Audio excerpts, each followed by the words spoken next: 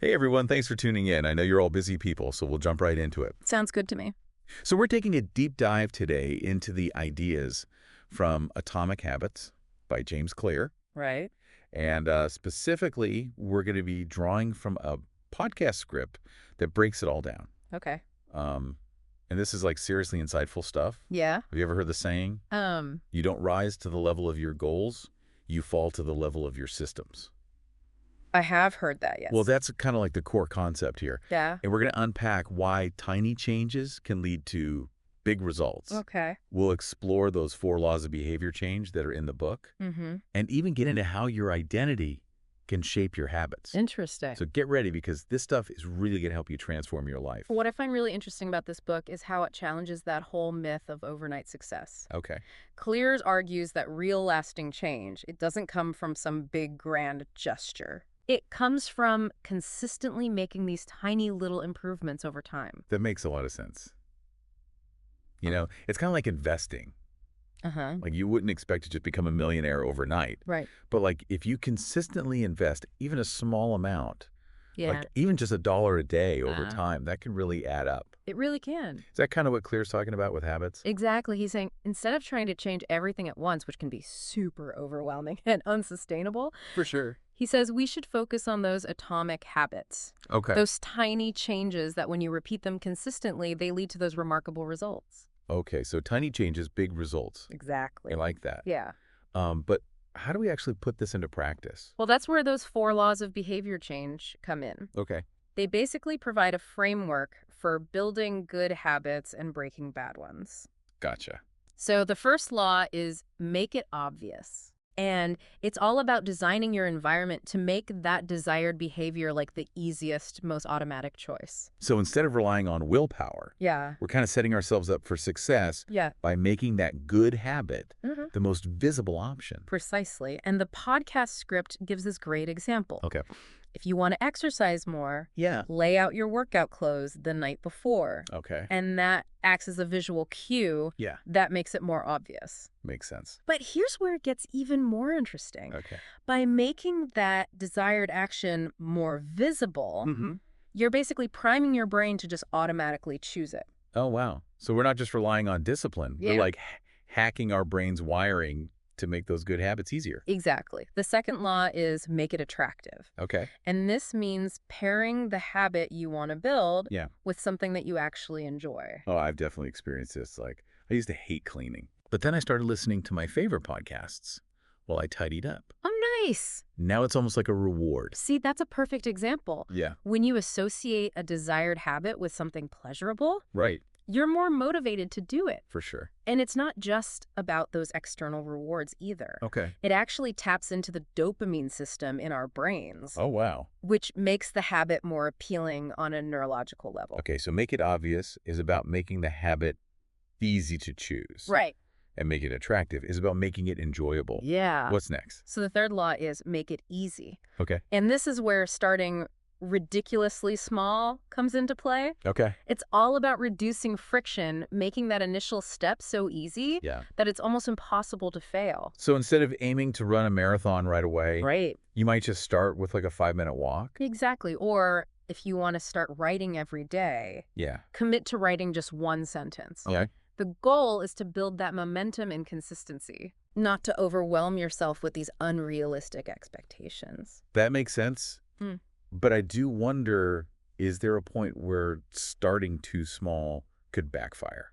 That's a really good question. Yeah. It really depends on the person you know. Right. What works for one person might not work for another. For sure. You got to find that sweet spot where the Okay. initial step is challenging enough Yeah. to feel meaningful, Right. but not so daunting that it prevents you from getting started. This is getting really interesting. It's like we're taking a very strategic approach to habit change. We are. So what's the 4th law? The fourth law is make it satisfying. Okay. This one's all about making sure that the habit itself is rewarding. Okay. Like the podcast gives the example of allowing yourself a small treat Yeah. or a break after finishing a task. Oh, By rewarding yourself, you reinforce those positive feelings, right. and you're more likely to repeat it. So it sounds like we're training our brains to crave those good habits. You got it. Yeah. That's exactly what's happening. It's not just about discipline.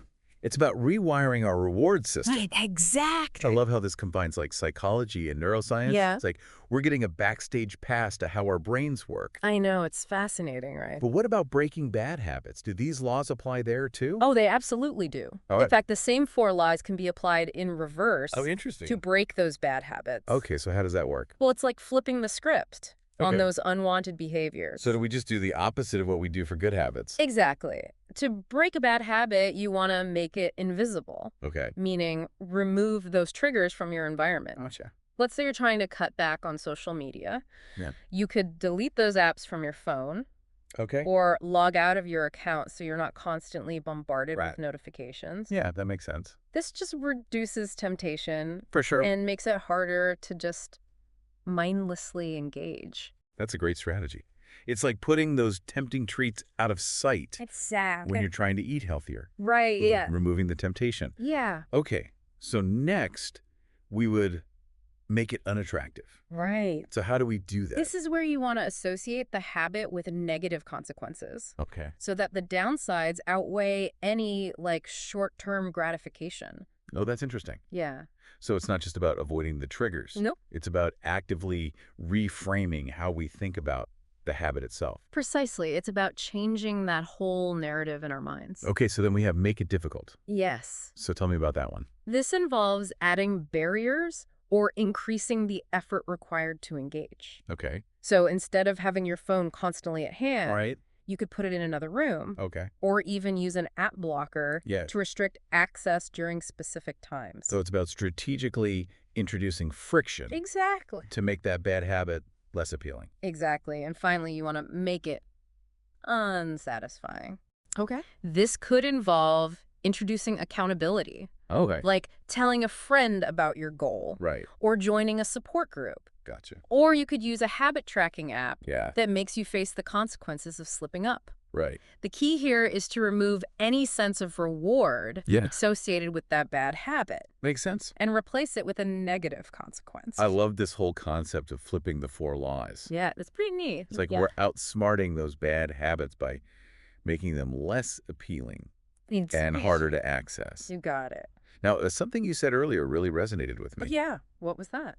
You said, if your identity shapes your habits, what identity are you unintentionally reinforcing right now? Oh, yeah.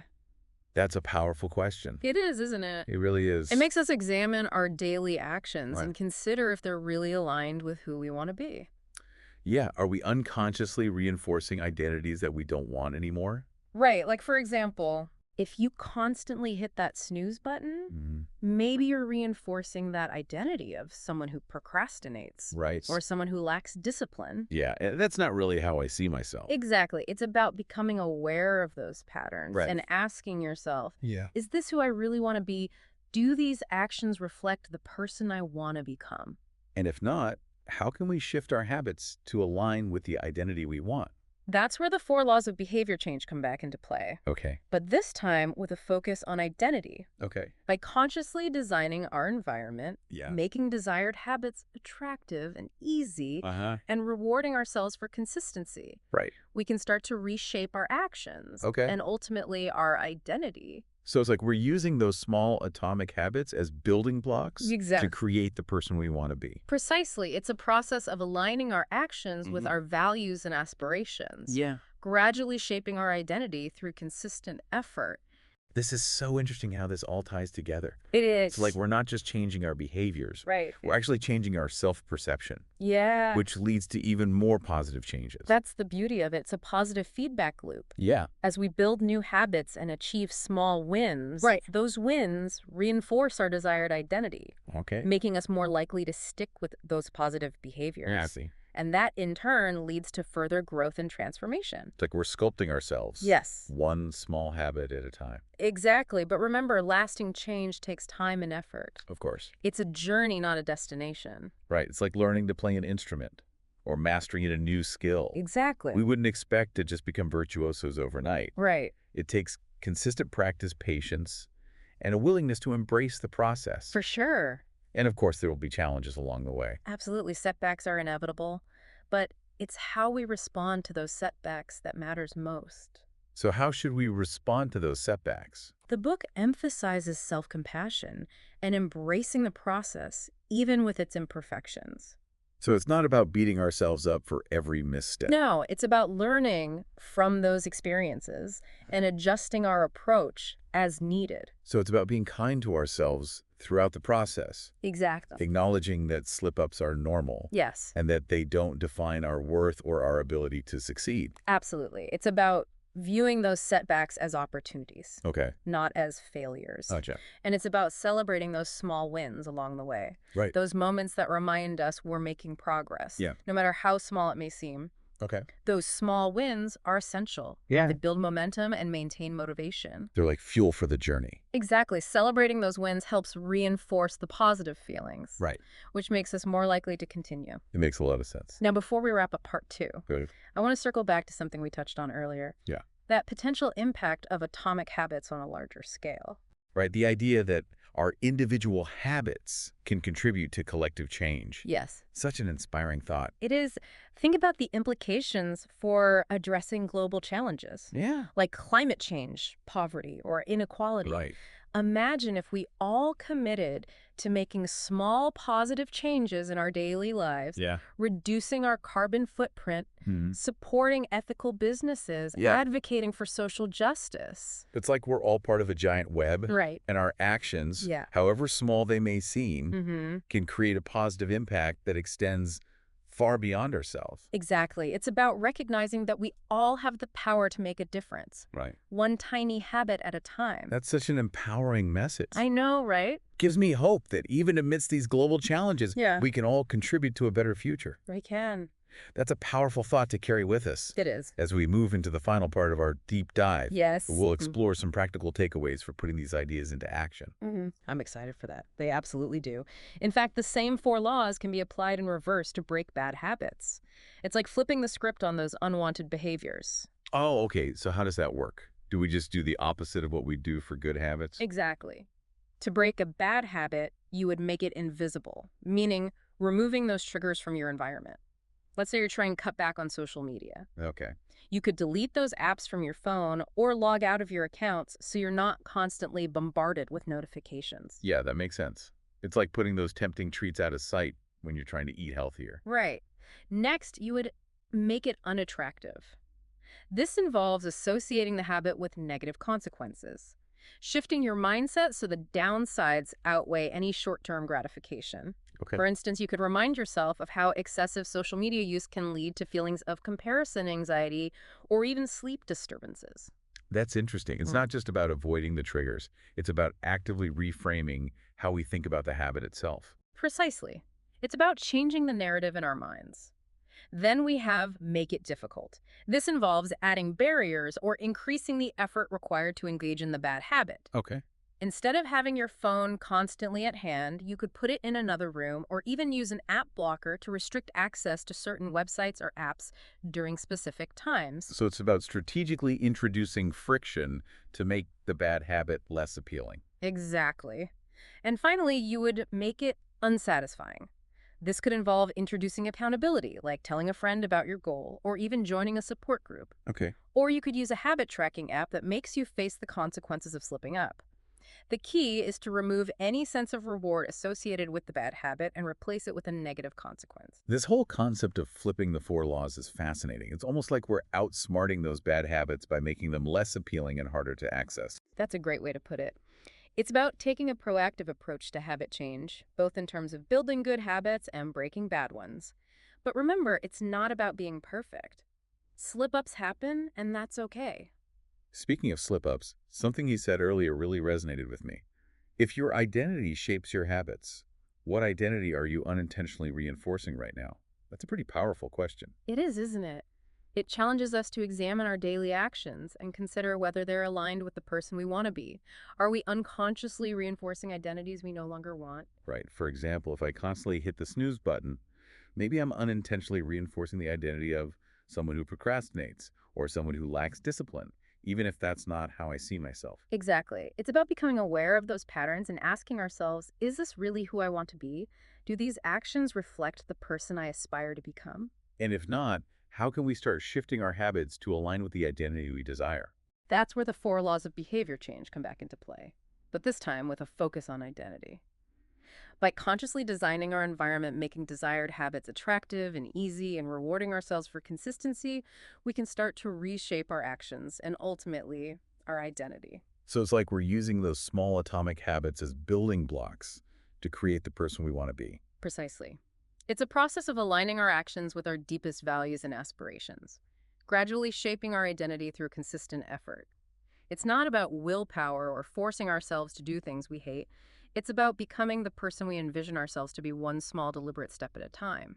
This approach can be incredibly empowering because it shifts the focus from fleeting motivation to lasting change. It's so interesting how this all ties together. It's like we're not just changing our behaviors, we're actually Mhm. changing our self-perception, which then leads to even more positive changes. That's the beauty of it. It's a positive feedback loop. As we build new habits and achieve small wins, those wins reinforce our desired identity, making us more likely to stick with those positive behaviors. And that, in turn, leads to further growth and transformation. It's like we're sculpting ourselves one small habit at a time, but remember, lasting change takes time and effort. It's a journey, not a destination. It's like learning to play an instrument or mastering a new skill. We wouldn't expect to become virtuosos overnight. It takes consistent practice, patience, and a willingness to embrace the process. And of course, there will be challenges along the way. Absolutely. Setbacks are inevitable, but it's how we respond to those setbacks that matters most. The book emphasizes the importance of self-compassion and embracing the process, even with its imperfections. It's not about beating ourselves up for every misstep, but rather about learning from those experiences and adjusting our approach as needed. So it's about being kind to ourselves throughout the process, acknowledging that slip-ups are a normal part of growth, Yeah. and that they don't define our worth or our ability to succeed. Exactly. It's about viewing those setbacks as opportunities for learning and growth, not as failures. And it's about celebrating those small wins along the way, those moments that remind us that we're making progress no matter how incremental it may seem. Those small wins are essential for building momentum and maintaining motivation. They're like fuel for the journey. That makes a lot of sense. Celebrating those wins helps to reinforce the positive feelings associated with the new habit, which makes us more likely to continue. Precisely. And it's not just about individual growth. These principles of habit formation can also have profound implications on a larger scale. Imagine the positive ripple effect if we could all commit to making even small positive changes in areas like sustainability, social justice, or even global health. That's an inspiring thought. Hmm. It's like we're all interconnected, and our individual actions, however small they may seem, can contribute to a larger movement for positive change. But it's also important to acknowledge that putting these ideas into practice can be challenging. What are some of the common pitfalls that people might encounter when trying to implement these ideas? That's a great question. One common challenge is the temptation to try to change too much too soon. It's easy to get caught up in the excitement and want to overhaul everything at once, but that often leads to burnout and feeling overwhelmed. Remember, it's about small changes consistently applied over time. It's like trying to climb a mountain in one giant leap. Much more effective to take it one step at a time. Yeah, So starting with just one or two tiny habits and gradually building from there is key. Trying to do too much at once can sabotage our efforts before we even get started. that's a great point. It's about finding a sustainable pace that allows us to build momentum without feeling overwhelmed. Precisely. Another potential pitfall is focusing solely on the outcome without paying attention to the process. It's easy to get fixated on the end goal, losing weight, getting a promotion, writing a book, but forgetting to enjoy the journey itself. Right, and that's where the importance of making habits satisfying comes in. Right. If we don't find some level of enjoyment or fulfillment in the process, we're less likely to stick with it long term. Exactly. It's not just about gritting our teeth and pushing through, it's about finding ways to make the journey itself rewarding. This could involve incorporating elements of playfulness, creativity, or social connection into the habit itself. So it's about finding ways to make the process enjoyable and engaging, not just focusing on the end goal. Right. And finally, a challenge many people face is dealing with setbacks and negative self-talk. It's so easy to get discouraged when we slip up or face obstacles along the way. That inner critic can be pretty loud sometimes, telling us we're not good enough, disciplined enough, or worthy of success. Yeah, it's like we have this internal saboteur that's constantly trying to undermine our efforts. How can we overcome that negative self-talk? Cultivating self-compassion is crucial. It's about treating ourselves with the same kindness and understanding we would offer a friend going through a similar challenge. It's about recognizing that setbacks are a normal part of the process and that they don't define our worth or our ability to succeed. It's about learning from those experiences, adjusting our approach, and keeping moving forward. So it's not just about changing our habits, it's about changing our relationship with ourselves. It's about embracing the journey, imperfections, and all. Beautifully put. It's about recognizing that we are all works in progress, and that's okay. Now, before we wrap up part two, I want to circle back to something we touched on earlier, the potential impact of atomic habits on a larger scale. Yes, the idea that our individual habits can contribute to collective change is incredibly inspiring. It is. Think about the implications for addressing global challenges like climate change, poverty, or inequality. Imagine if we could all commit to making even small positive changes in our daily lives, reducing our carbon footprint, supporting ethical businesses, advocating for social justice. It's like we're all part of a giant web, and our individual actions, however small they may seem, can send ripples throughout that web, creating a positive impact that extends far beyond ourselves. Exactly. It's about recognizing that we all have the power to make a difference, one tiny habit at a time. That's such an empowering message. It gives me hope that even amidst these complex global challenges, we can all contribute to creating a better future. And that's a powerful thought to carry with us as we move into the final part of our deep dive, where we'll explore some practical takeaways for putting these ideas into action. Welcome back. It's amazing how much we've learned about atomic habits. It really is. Who knew tiny changes could be so powerful? Right. It's all about consistency Yeah, and the effect of small actions over time. that's so true. And speaking of small actions, Yeah. let's revisit those 3 takeaways from the podcast script. Okay. The first one was starting small, Right. making those initial habits so easy. They're almost impossible to fail. Exactly. Like instead of trying to run a marathon on day 1, Right? we start with just a 5-minute walk or even putting on our running shoes. That's a great way to start. Yeah. You're removing those barriers Right. and making that initial step so easy that you can't help but succeed. I love that it's like tricking ourselves into building good habits. It kind of is. Yeah, by making them super accessible. Speaking of making things accessible, the second takeaway was tracking our progress. Yes, tracking is so important. Yeah, the podcast script highlighted how a simple habit tracker can make a huge difference. Oh, absolutely. Tracking provides a visual representation of our consistency, Right. which can be super motivating. Yeah, it's like seeing those pounds melt away on the scale Right. or watching our savings account grow. Exactly. It gives us a tangible sense of accomplishment It does. and reinforces that positive feedback loop. And it's not just about celebrating those wins. Yeah. It's also about making adjustments. Right? Like if we notice we're always skipping our evening workout, Yeah, maybe we need to find a different time that fits our schedule. that's a great point. Tracking our habits helps us become more aware of our patterns. Right. And we can identify those obstacles. It's like we become scientists of our own behavior. Exactly. Okay, so we've talked about starting small and tracking our progress. Yep. What was that third takeaway? The one about celebrating wins. Right, celebrating those wins. This is where we tap into that power of positive reinforcement. Okay. By acknowledging and rewarding ourselves, Yeah. we strengthen the habit loop Uh-huh. and make it more likely that we'll continue. Exactly. It's like giving ourselves a pat on the back for a job well done. This reminds me of making habits satisfying. It is. It's not just about powering through. Right. It's about finding ways to make the process enjoyable and rewarding. And celebrating wins is a perfect way to do that. Okay. It doesn't have to be anything big. Right. Like maybe you savor a cup of tea after a work session. Yeah. Or take a relaxing bath after a long day. Yeah. The key is to find those little rewards Right. that help us associate positive feelings with the habit. I love that. It's like we're training our brains to crave those good habits. You got it. It's not just about discipline. It's about creating a system that supports us That's a great way to put it. and makes the journey enjoyable. We're designing our environment, our routines, and our mindset to work for us. Yeah. And it all starts with those tiny atomic habits. It's amazing to think that something as small as starting a meditation practice or writing one paragraph a day Yeah. can have such a big impact on our lives. It's true. It's like that saying, small hinges swing big doors. Perfect analogy. Yeah, It's about recognizing that change doesn't happen overnight. of course. It takes consistent effort. Yeah, and the beauty of it is that anyone can do it. Exactly. You don't need to be superhuman or have exceptional willpower. You really don't. It's about taking those small steps day after day Right. and trusting that they'll add up over time. It's such a hopeful and empowering message. It really is. It reminds us that we all have the power to shape our own lives, We do. one small habit at a time. So as we wrap up this deep dive, I want to leave you with a final thought. Okay. If your current habits are creating your future, What tiny changes can you make today to design the tomorrow you desire? Wow, that's a powerful question to think about. It is, And remember, even the smallest step in the right direction can make all the difference. it really can. Thanks for joining us on this deep dive into atomic habits. Thanks for having me.